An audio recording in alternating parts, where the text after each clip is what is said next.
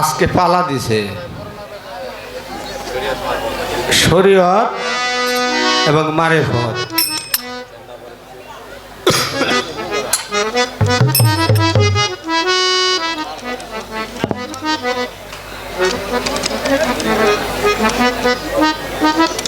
গানেরই শিল্পী, কিন্তু আমি বললাম আপনি নারী নক্ষত্র সব জানি। শিল্পী আমি ছোট, কিন্তু দলিল পত্র বললাম ছোট না। দলিলের জায়গায় থাকবো। স্বর্ণ কখনোই মাটিতে মিশবে না। আরে দলিলও ওয়ারিশও কখনো 1000 বছর 2000 বছর 5000 বছর হয়ে যাব, ওয়ারিশ কখনই পরিবর্তন হবে না। ব্যক্তির পরিবর্তন হইতে পারে, কিন্তু ওয়ারিশ গুলো মাইকালা ভাই পরিবর্তন হইব না। এই মাইক নিয়ে আমার উস্তাদ পরের বইটি আপনারে ফরিদপুর এলাকায় গান গাওয়াই নিয়ে আইছে। আপনি মাইকটা ভাই ওইভাবেই চালায়। বাবা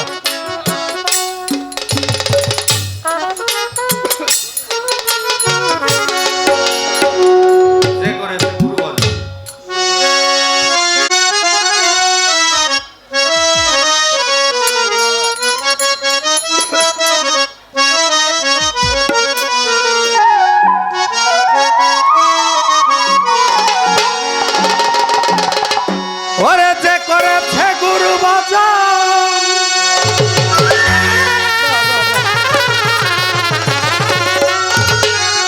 সে পাইল বন্ধুর দর্শন, নইলে জনম বৃথাই যাবে।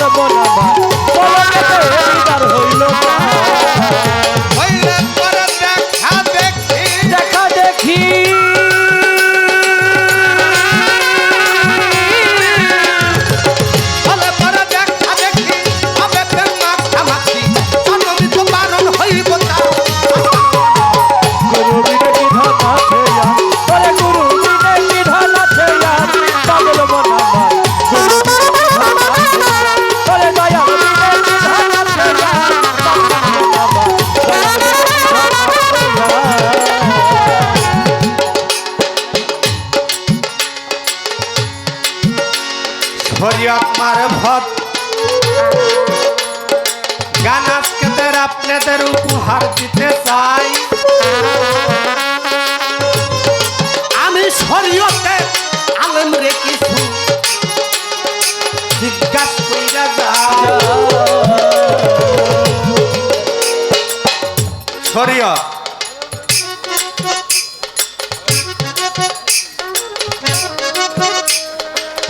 এই শরীয়তটা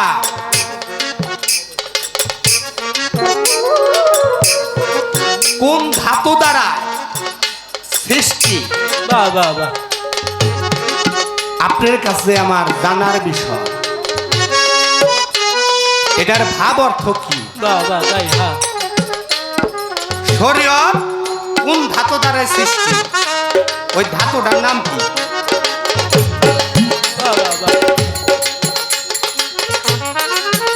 আগে করে গুরু ভজন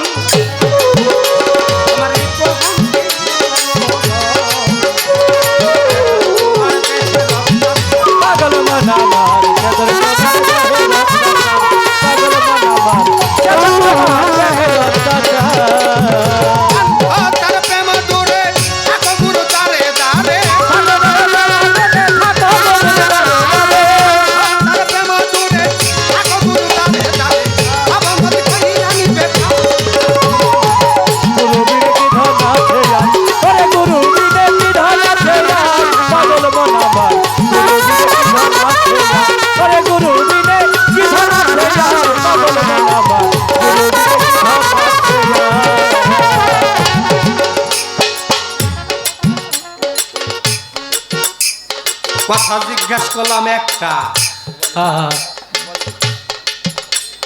আর একটা কথা। সর্বপ্রথম ফজরের নামাজ মানব জাতি আদি পিতা সুফিউল্লাহ তারে যখন ফজরের টাইম সুবে সাদিকের টাইমে উনাকে রুহু দিল আল্লাহ তাআলা বানায়, তখন উনি ফজরের নামাজটা পড়ছে। উনি একজন নবী। শরীয়ত মোতাবেক স্ত্রী ছাড়া সন্তান জন্ম দেওয়া যায় না। আপনারা কি আমার কথা বুঝতে পারতেছেন? শরীয়ত মোতাবেক একজন অর্ধাঙ্গিনী ছাড়া, পরিবার ছাড়া সন্তান জন্ম দেওয়া যায় না। মা হাওয়ার সাথে যে কোনো এক ব্যাপারে আদম সুফিউল্লাহর তর্ক হয়,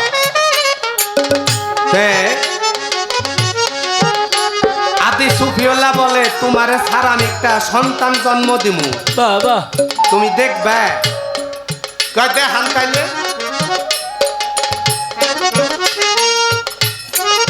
সন্তান তো একটা জন্ম দিছে। আমার কথা বোন, ওই বান্ডটার নাম কি আর ওই বান্ডটার আকৃতি কি?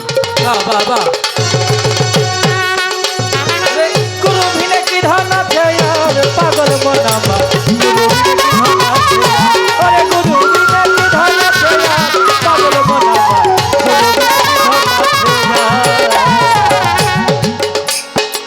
গুরু যাহার হলো সখা পাগল সে পাইল বন্ধু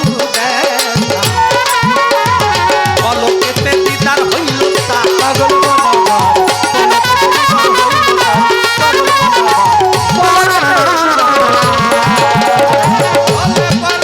দেখা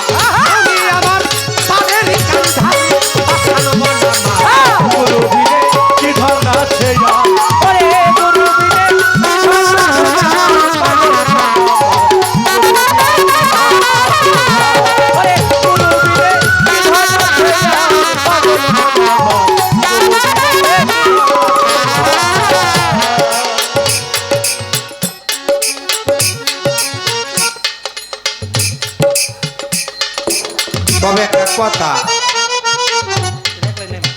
শরীয়তের আলেম সাহেব 40,000 টাকা বাইনা নিছেন, আজকে 40,000 টাকার গানগুলো গায়ে ফিয়া যাবো। বাহ বাহ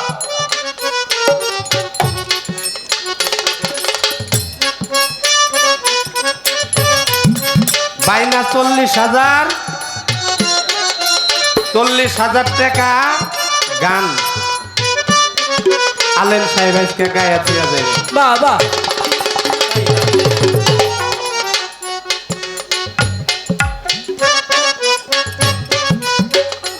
সর্বপ্রথম দুটি প্রশ্নই করি, দেখা যাক কোন দিকে যায়। বাহ বাহ তাই আমি গালিব বয়াতি যদি আইরাও যাই উনার কাছে, আমার কোনো দুঃখ থাকবো না। রাস্তাটা তখন যামু কইতে কইতে যাবো আজকে জাতীয় প্লেয়ারের সাথে গোল খাই আইছি, কোনো দুঃখ না। বাহ বাহ বাহ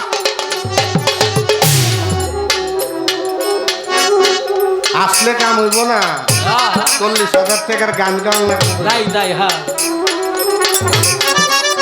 গুরু বিনে কি ধন আছে यार পাগল মন আমার গুরু বিনে কি ধন আছে यार ওরে গুরু বিনে কি ধন আছে यार পাগল মন আমার গুরু বিনে কি ধন আছে यार অজর বিপিন পরশধি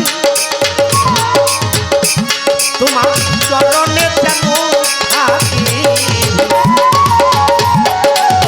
চরণ বিনে কি ধন আছে আর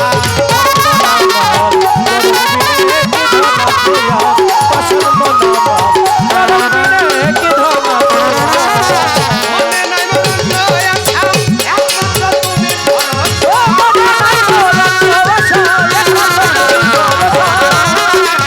মনে আছা একমাত্র তুমি ভরসা, তুমি আমার পানের কাঁধা আসার মনা। গুরু বিনে কি ধন আছে আরে গুরু বিনে কি ধন আছে यार পাশান মন আমার গুরু বিনে কি ধন আছে আরে গুরু বিনে কি ধন আছে यार পাশান মন আমার গুরু বিনে সে করেছে গুরু বচন, সে পাইল বন্ধু দর্শন। সে করেছে গুরু বচন, সে পাইল বন্ধু দর্শন। নইলে জানো শিখাই যাবে না আসার মনা। গুরু বিনে কি ধন আছে আর অজর ভাই গুরু বিনে কি ধন আছে আর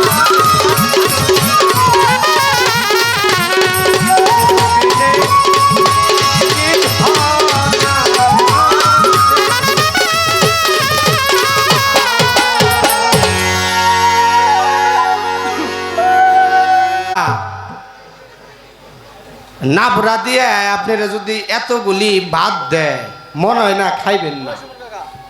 আর যদি ভুনা এতটুক তরকারি হয় 2-3 প্লেট ভাত খাই উঠবেন। বাহ বাহ তো কর মতো কইছি, আপনি উত্তরের মতো উত্তর দিয়েন।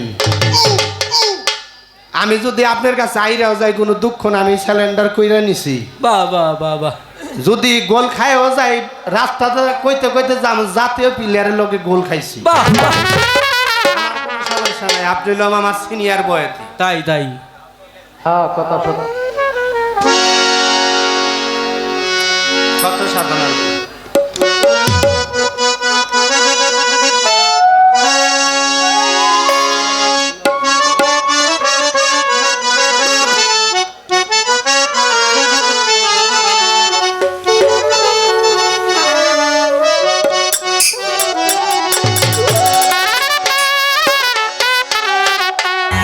সাধনার বলে আসিয়া এই মানব কুলে, কত সাধনার বলে আসিয়া এই মানব কুলে, লয় না দিবে বলে আজ দিলে না, মঙ্গল না কেন রে মন সাধু মঙ্গল না।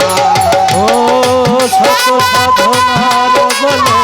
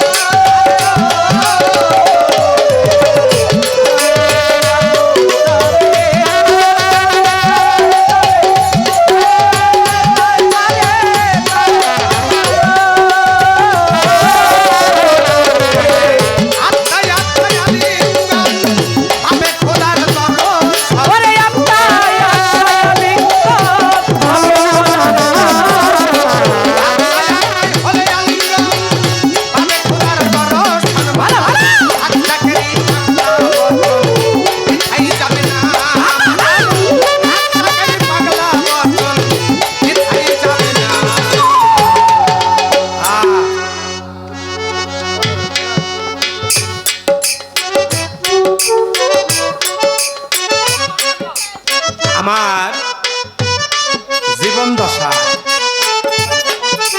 আপনারা এগুলো জানেন, আমি আপনাদের এলাকারই সন্তান। আমার চলন ধরন অন্যরকম ছিল, ঊর্ধ্বমুখী মানুষের সাথে চলাফেরা করতাম। আহারে তাই কাউরে মান সম্মান অতটা দিতাম না। আহারে তাই সম্মান যে একটা বস্তু এটা বুঝতাম না। একদিন আগে তো ফিতা ক্যাসেট ছিল, তারপর হলাম সিডি ক্যাসেট। এই সিডি ক্যাসেটে একটা গান শুনছিলাম, মাতাল কবি রাজ্জাক দেওয়ান সাহেবের কাজল দানের বাবা। আহারে অমন মানুষ হইতে চাও, জাতি ধর্ম ছাইরা দিয়া সরল যাও হা হা তাই ওস্তাদ আমার পরশ বইতে পারে, কিন্তু উনার গানে আমি পরশ বইতের কাছে গেছি। আহারে তাই তো পরশ বইতের কাছে যাবো কি মাধ্যমে, একটা মাধ্যম তো লাগে, মাধ্যম আর বিশ্রাই পাই না, কি করব? পরশ তো পরশই আসলো, আপনারা তো জানেনই। পরশ বইতের একটা ছেলে আছে, আমার মা বিজলি রানীর ঘরে, আমার ভাই পলাশ দেওয়ান। আরে তাই আমার ভাই আরেকটু ছোট। আমি বাইরে যে বললাম, মিয়া ভাই কেমন আছে? কয় ভাই ভালো আছি। আপনার এগুলো আমি চিনলাম না। বাবা আমি তো আমার চিনলেন না ভাই, আমি হইলাম লক্ষ্মী প্রসাদ থেকে আসছি। আপনার বাবার কাছে না আমার থাকার অনেক শখ। আহারে কয়টা একটা কথা কইলেন, লন আপনার বাবার কাছে নিয়ে যায়। নিয়ে গেল আব্বা, প্রেমের মাধ্যমে আব্বা এই পাগল ছাত্ররা তোমার কাছে, আপনি কইরাও কয় না, কয় তোমার কাছে গান শিখবার চায়। কয় আমার বাড়িতে এই পোলা তো থাকা পারবো না রে, তুই তো নিয়ে আইস। মানিক বয়তি জ্বালা যন্ত্রণায় গেছে গা। আহারে মানিকরে দোয়া করে দিছি অনেক বড় শিল্পী হইব। করিম বয়তিরে দোয়া করে দিছি অনেক বড় শিল্পী হইব। লাশ বেলা তুই একটা নিয়ে আইস, যা বড় ওই কার মাধ্যম ওই গান গায়ে খায়া জানি পারে, আমি ওই কাম করে বাবা বাবা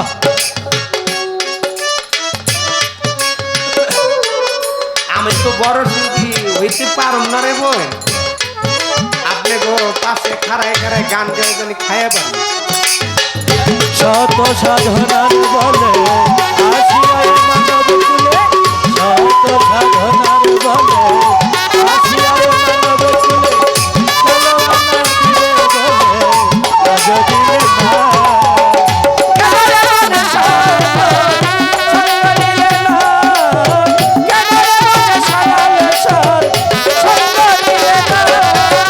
নামে প্রেমে ডাকো তারে, পরে যাবে আমার ঘরে, মনে জানি চাই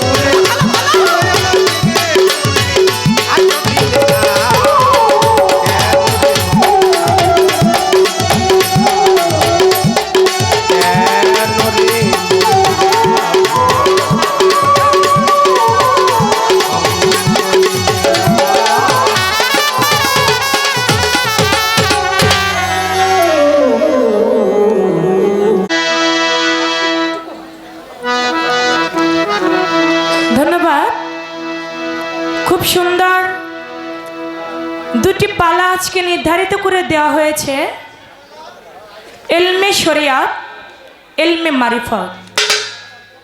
ইলমে শরিয়তের ভূমিকায় রেখেছেন আমি চন্দ্র আমাকে, ইলমে মারিফতের ভূমিকায় রেখেছেন গালিব দেওয়ানকে।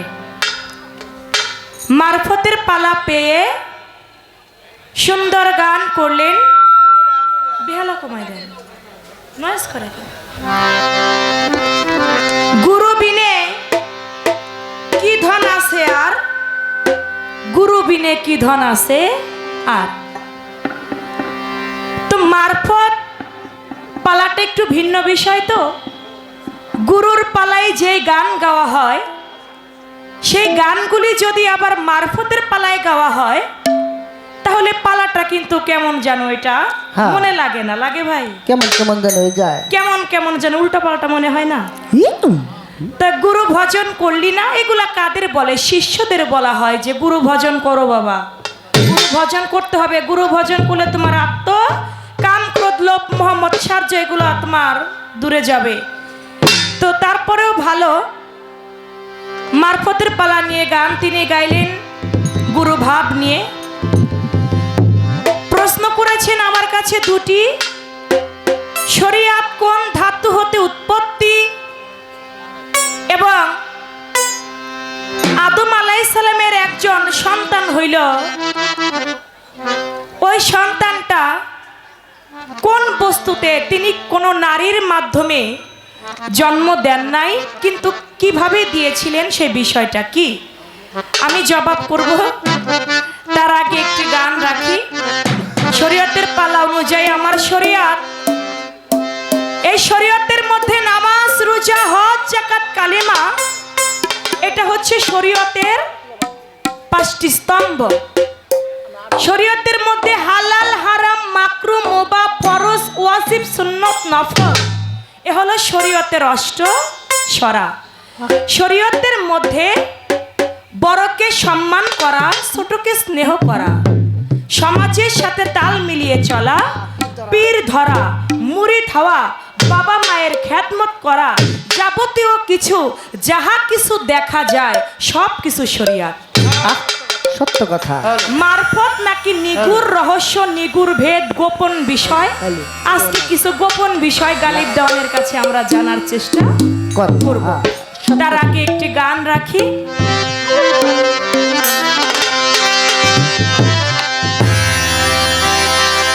আওয়াল আখের জাহের বাতু, আওয়াল আখের জাহের রাতে, যুগে যুগে মুস্তাফাই রে উদয় হইল মুস্তাফার। শরীয়তি সহজ কথা নয়, পাগল মন শরীয়তি সহজ কথা নয়। আওয়াল আখের জাহের বাতে, উদয় হই রে মুস্তাফাই রে, উদয় হই রে মুস্তাফাই। শরীয়তি সহজ কথা নয়, বাবুলাল শরীয়তি সহজ কথা নয়। আল্লাহ তাআলার নূর ছিল, সেই নূরে নবী হইল, মুহাম্মদ নাম প্রকাশিল মদিনা।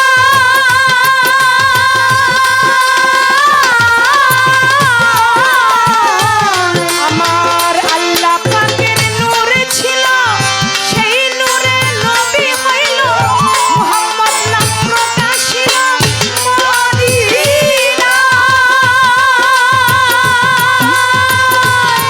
ওরে সেই নবীর নূর ছড়ে সব রূহ তৈয়ার করে, সেই নবীর নূর ধরে সব রূহ তৈয়ার করে, সেই নবীর নূর ছড়ে সব রূহ তৈয়ার করে। রাসূল করে সস্তাতে নবী পরায়, শরীয়ত সহজ কথা নয়, পাগল মন শরীয়ত সহজ কথা নয়। আওয়াল আখের জাহের বাতে, উদয় হই রে মুস্তাফাই রে, উদয় হই রে মুস্তাফাই। শরীয়তি সহজ কথা নয়, বাবুলাল শরীয়তি সহজ কথা নয়। আমার আল্লাহ পাকের খাস জবান ভাবে আয়ে, আল্লাহ রাব্বে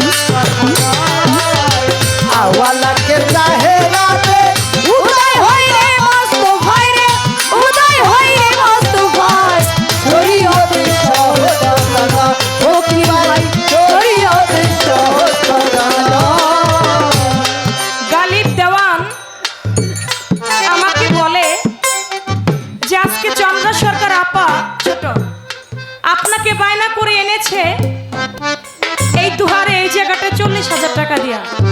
আমি খবর নিয়েছি, আমি শুনেছি।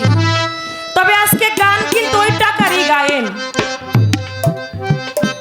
ভাই। ওই টাকার আমি গাবো, ঠিক আছে। বিষয় হয়েছে কি, এক লোক বাজার থেকে 1 টুপা দই কিনছে। তো ওই দই কিনে তারপরে আর একটু মসজিদের মধ্যে আজান দিয়েছে। তো ওই লোকটা একটু নামাজ পড়বার জন্য ওই দইটা ওইখানে রাইখা, ওই মাঠের মধ্যে রাইখা উনি একটু নামাজ পড়তেছে পাশে। তো এই দিক থেকে যখন দই টুপা দেখছে, একটা বানর ছিল ওই গাছের আগায়। দেখেন নাই আর কি। ওই বানরটা দেখছে যে কি ব্যাপার, ওই কাগজ দিয়ে মোড়ানো ওইটা কি। তো ওই কাগজ দিয়ে মোড়ানো ওইটার ভিতর কি আছে। তো ওই কাগজটা খুলছে বানরটায়, খুলে এখন দেখতেছে ওটার ভিতর দই। তো অর্ধেক দই ও বানরটা খেয়ে ফেলছে। তো বানরটা খেয়ে ও গাছের আগায় আবার লাফ দিয়ে উঠে গেছে।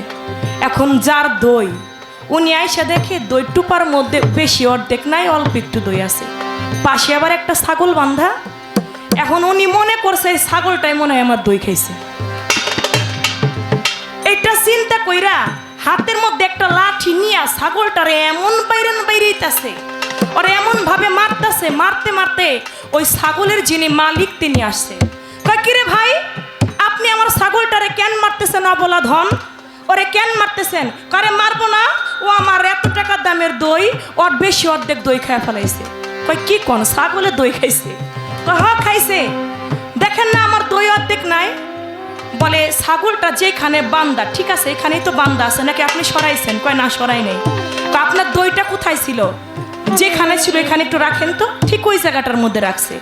এখন ছাগলটাকে তাড়া করে ওই পর্যন্ত, কিন্তু ছাগলের দড়িটা ওই রশিটা ওই পর্যন্ত যায় না।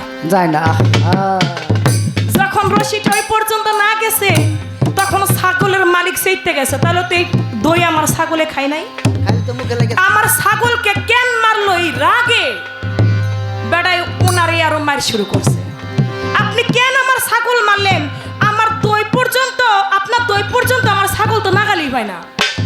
পরে বানরের উপর দিকে ওই দইয়ালা তাকাইছে, এখন বানরে দিছে একটা বেসকি। যখন বানরে বেসকি দিছে, কিছু খাইলে তো মুখে একটু লাইগে থাকে, ওই বানরের মুখে লাইগে রয়েছে। পরে আর বুঝার বাকি নাই যে দইটাকে খাইছে। ভাই আমি না হয় এত টাকার বাইনা আসছে, আমি না হয় ওই পর্যন্ত গান গাইলাম, আপনি ওই পর্যন্ত নাগাল পাইলে হয়। আমি না হয় ওই পর্যন্ত গেলাম, আপনি ওই পর্যন্ত নাগালটা পাইলে হয়। আমি তো আমার নিয়ে চিন্তা করি কম, আমি তো আপনার নিয়ে চিন্তায় আছি। আপনি যে সুন্দর প্রথমেই যে প্রশ্ন করছেন, ওরে বাবা আগুন। আজকে শিল্পীও আগুন, কথাবার্তাও আগুন, ভাব কায়দাও আগুন, আগুনই আগুন, আগুনে ভরপুর। আমাকে প্রশ্ন করে শরীয়ত কোন ধাতু হতে উৎপত্তি? এই প্রশ্নটা ভালো।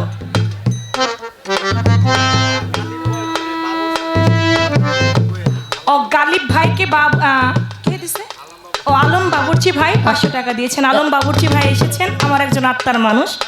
আমার ভাইয়ের প্রতি সালাম জানাই, আসসালামু আলাইকুম। আমাকেও দিব। তো প্রশ্ন করেছেন শরীয়ত কোন ধাতু হতে উৎপত্তি?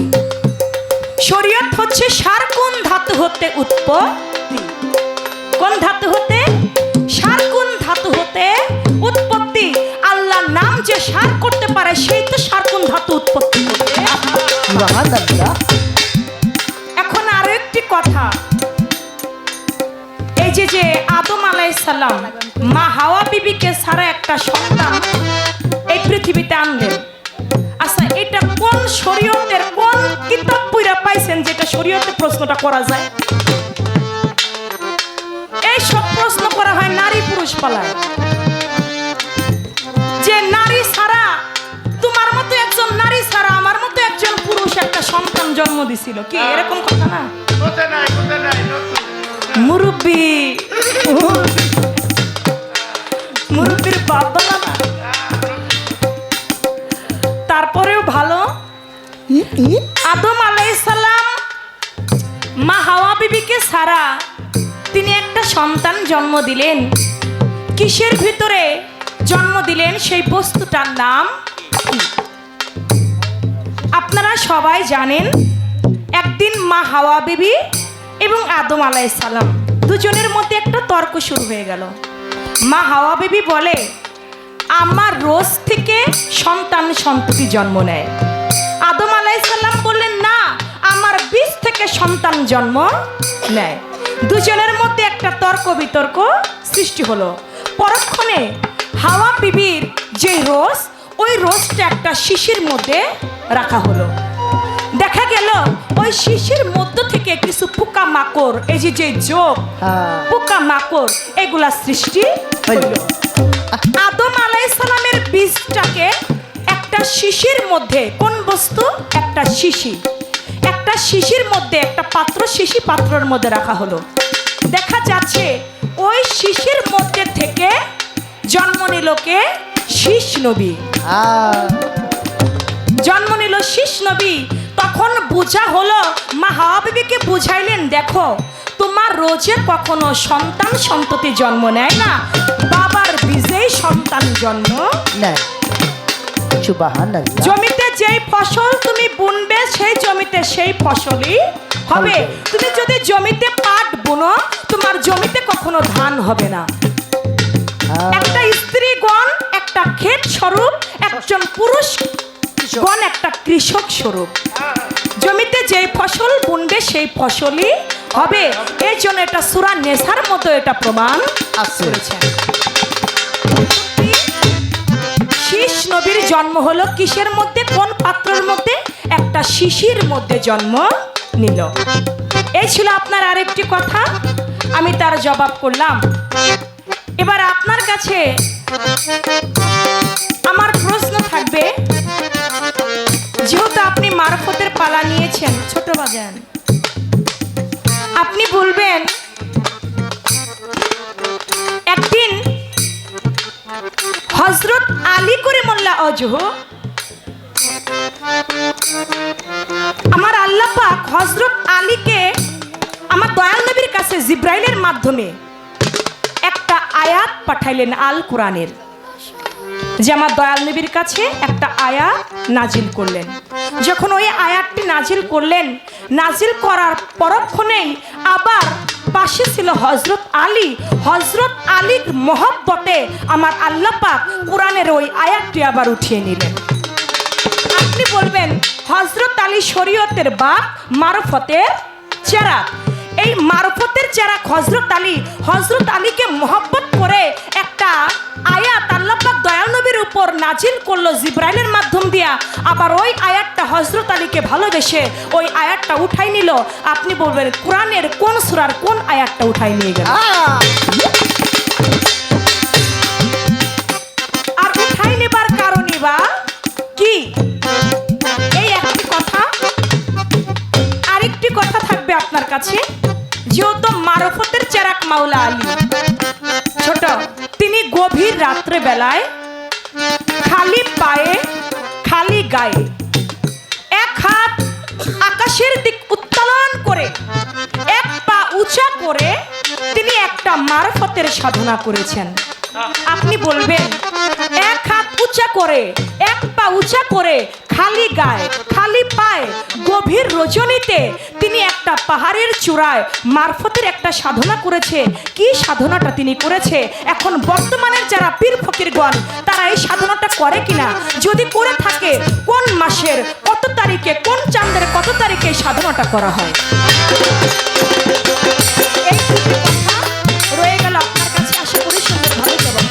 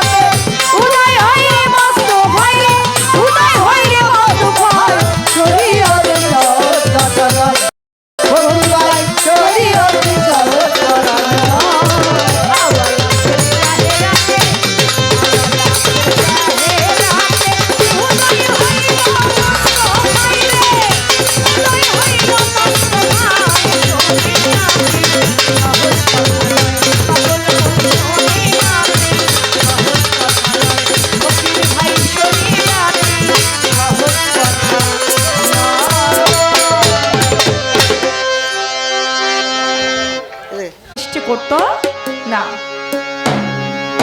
নূহ নবীকে আল কুরআনে শরীয়তের নবী, আংশিক নবী বলে ঘোষণা করে, কিন্তু পূর্ণাঙ্গ শরীয়তটা কে এনেছে? পূর্ণাঙ্গ শরীয়তটা এনেছে আমার দয়াল নবী হুজুরে পাক সাল্লাল্লাহু আলাইহি ওয়াসাল্লাম। তো আমার সেই দয়াল নবী যিনি পূর্ণাঙ্গ শরীয়ত এনেছেন, আমি সেখান থেকেই শরীয়তের পালা অনুযায়ী আরেকটি গান আমি রাখি, তারপর দেখি আমার ভাই গানে কি বলে, তার গলার পর পাশে আবার আমার গান কথা। সাফায়াতের কান্ডারি রাসূলুল্লাহ, সাফায়াতের কান্ডারি রাসূলুল্লাহ, ইয়া মুহাম্মদ, ইয়া মুহাম্মদ, ইয়া মুহাম্মদ মুস্তাফা নবী সাল্লাল্লাহু ওরে সাফায়াতের কান্ডারি রাসূলুল্লাহ, সাফায়াতের কান্ডারি রাসূলুল্লাহ, ইয়া মুহাম্মদ মুস্তাফা নবী সাল্লাল্লাহু ইয়া মুহাম্মদ মুস্তাফা নবী সাল্লাল্লাহু আমার দিদার খাশুরে তোয়ারো জিনি রহমতের বাণী যার মুখে শুনি, খুদার খাশুরে দয়ার জিনি রহমতের বাণী তার মুখে শুনি, দিদার খাশুরে তোয়ারো জিনি রহমতের বাণী যার মুখে শুনি, দুশর কোন মাবুদ নাই শুধু এক আল্লাহ, কোন মাবুদ নাই এক আল্লাহ, দুশর কোন মাবুদ নাই শুধু এক আল্লাহ, ইয়া মুহাম্মদ, ইয়া মুহাম্মদ, ইয়া মুহাম্মদ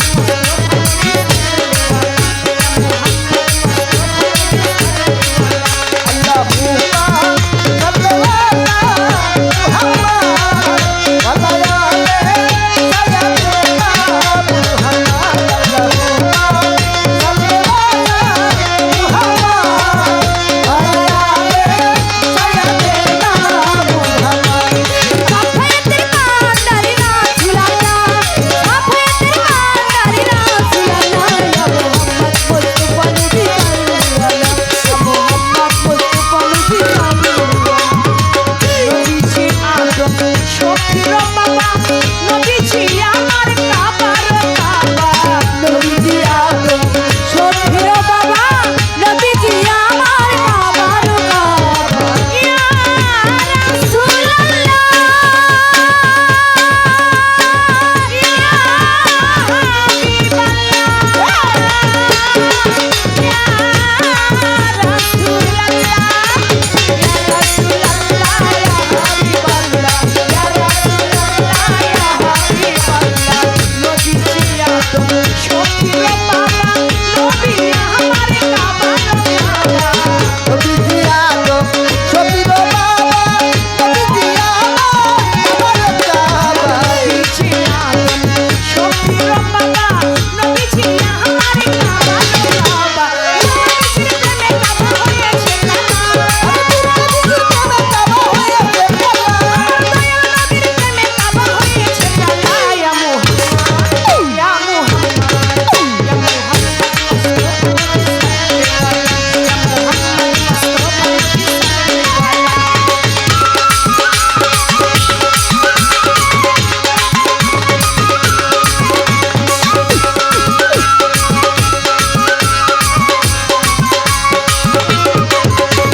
মুহাম্মদ মুস্তাফা নবী সাল্লাল্লাহু, ইয়া মুহাম্মদ মুস্তাফা নবী সাল্লাল্লাহু, সাফায়াতের কান্ডারি রাসূলুল্লাহ, ইয়া মুহাম্মদ মুস্তাফা নবী আমার সাল্লেওয়ালা।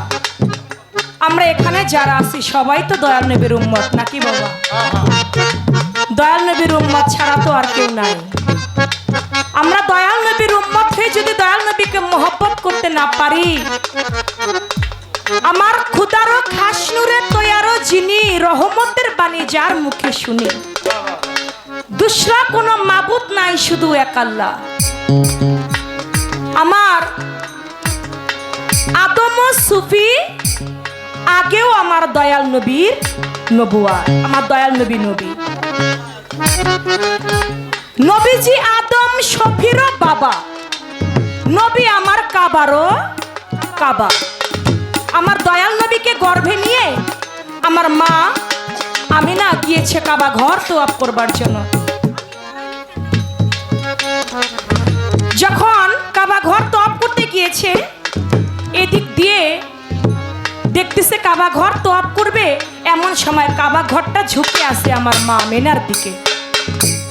মা আমেনা লক্ষ্য করে দেখে কাবা ঘর তার দিকে ঝুঁকে আছে। তিনি কান্নাকাটি শুরু করে, মাওলা রে, আমি এসেছি কাবা ঘর তোয়াব করবার জন্য, কাবা ঘর কেন আমার দিকে ঝুঁকে আছে? আমি কি কোনো বেয়াদবি করে ফেললাম কাবার সঙ্গে? এদিকে কাবা ঘর বলতে লাগে, হে আমার বাড়ি এলাহি, হে আমার মাওলা, তুমি এই মুহূর্তে, আমি কাবা ঘর, আমার জবানটা যদি তুমি একটু খুলে দিতে, তাহলে আমি মা আমেনার সঙ্গে একটা কথা বলতাম। কাবা ঘরের ফরিয়াতে কাবা ঘরের মুখের জবান খুলে গেল। কাবা ঘর মা আমেনাকে বলতে লাগে, মা আমেনা, আপনি দুঃখিত হবেন না, আপনি চিন্তিত হবেন না, আমি কাবা আপনার দিকে ঝুঁকে আছি, এজন্যই সমস্ত দুনিয়ার মানুষ আমি কাবা আমাকে তোয়াব করে, আর আমার কাবা আপনার গর্ভে, এজন্য আমি আমার কাবাকে তোয়াব করতেছি। সমস্ত মানুষ পৃথিবীর কাবা ঘর তোয়াব করে, আর কাবা ঘর তোয়াব করে আমার দয়াল নবীকে। তাই বলেছে নবীজি আদম